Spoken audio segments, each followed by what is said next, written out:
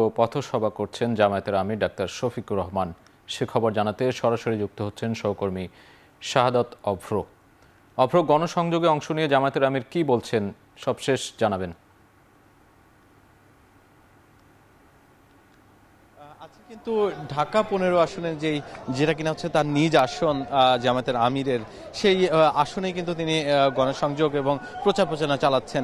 আজকের এই পথসভা থেকে তিনি কিন্তু বার্তা দিচ্ছেন যে আগামী দিনের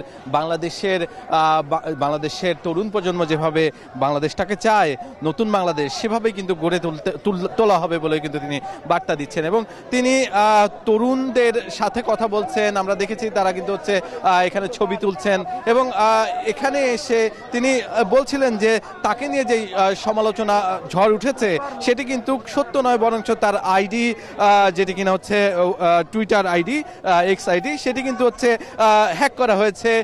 সেই ব্যাপারেও কিন্তু তিনি সাংবাদিকদের সাথে কিছুক্ষণ আগে কথা বলছিলেন এবং জানিয়েছেন যে এ ধরনের অপপ্রচারের মাধ্যমে একটি গোষ্ঠী চায় জামায়াতে ইসলামের নামে যেন অপপ্রচার চালিয়ে আগামী ভোটের রাজনীতিতে প্রভাব ফেলার কিন্তু চেষ্টা করছে, এমন অভিযোগ কিন্তু তিনি করেছেন।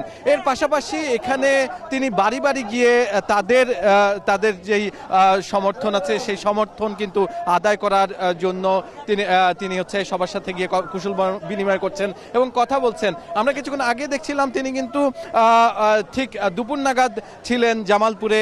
এর পরবর্তীতে সেখানে কিন্তু নির্বাচনী যে পথসভা সেখানে কথা বলেছেন। কথা বলে তিনি ঢাকায় ফিরে এসে নামাজ আদায় করেছেন, জোহরের নামাজ আদায় করেছেন এই মিরপুর 13 নম্বরের একটি মসজিদে এবং সেখান থেকে কিন্তু তিনি তার সাথে এই মুহূর্তে আমরা দেখছি যে যিনি কিনা ডাকসুর নির্বাচিত ডাকসুর জিএস ফরহাদ, তিনি কিন্তু হচ্ছে যোগ দিয়েছে তার নির্বাচনী পথসভায়।